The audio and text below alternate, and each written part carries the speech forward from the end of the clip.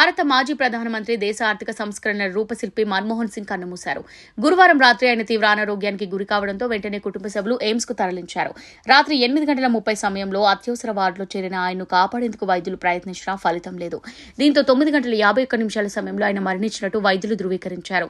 వయసు రీత్యా తలెత్తిన అనారోగ్య సమస్యలతో ఆయన ఇంటి వద్ద అకస్మాత్తుగా స్పృహ కోల్పోయారని, ఆసుపత్రికి వచ్చాక తీవ్రంగా ప్రయత్నించినా కాపాడలేకపోయామని ఎయిమ్స్ బులెటిన్ వెల్లడించింది.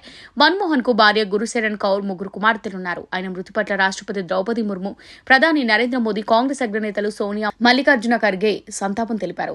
అతి సాధారణ కుటుంబంలో పుట్టి కిరోసిన్ దీపాల వెలుగులో చదువుకున్న మన్మోహన్ సింగ్ దేశ అత్యున్నత స్థానానికి చేరారు. ప్రధానిగా 10 ఏళ్లు సేవలందించారు. యూపీఏ హయాంలో 2004 నుంచి 14 వరకు ప్రధానిగా పనిచేశారు. 33 ఏళ్ల పాటు రాజ్యసభ సభ్యుడిగా కొనసాగిన ఆయన ఇటీవల అనారోగ్య కారణాలతో క్రియాశీల రాజకీయాలకు దూరంగా ఉన్నారు. 1987లో ఆయన్ను కేంద్ర ప్రభుత్వం పద్మవిభూషణ్ అవార్డుతో సత్కరించింది. 1991లో ప్రధానిగా పివి నరసింహారావు బాధ్యతలు చేపట్టాక మన్మోహన్ సింగ్ ఆర్థిక మంత్రి అయ్యారు. వారిద్దరూ కలిసి దేశ ఆర్థిక రథాన్ని పరుగులు పెట్టించారు. ఆ తర్వాత ప్రధానిగా బాధ్యతలు చేపట్టాక చిదంబరంతో కలిసి ఆర్థిక రంగాన్ని ముందుకురికించారు. మన్మోహన్ మరణ వార్త తెలియడంతో కర్ణాటకలోని బెళగావిలో జరుగుతున్న సిడబ్ల్యూసీ సమావేశాలను అర్ధాంతరంగా ముగించారు. మల్లికార్జున ఖర్గే, రాహుల్ గాంధీ వెంటనే ఢిల్లీకి బయలుదేరారు. ఢిల్లీలో ఉన్న సోనియా, ప్రియాంకలు ఆసుపత్రి వద్దకు చేరుకున్నారు. మాజీ ప్రధాని మన్మోహన్ మృతికి సంతాప సూచకంగా కేంద్ర ప్రభుత్వం 7 రోజుల సంతాప దినాలను ప్రకటించింది.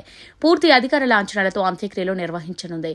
శుక్రవారం ఉదయం 11 గంటలకు కేంద్ర కేబినెట్ సమావేశమై ఆయన మృతికి సంతాపం తెలపనుంది. కాంగ్రెస్ పార్టీ కూడా వచ్చే 7 రోజుల పాటు కార్యక్రమాలన్నింటినీ రద్దు చేసుకుంది.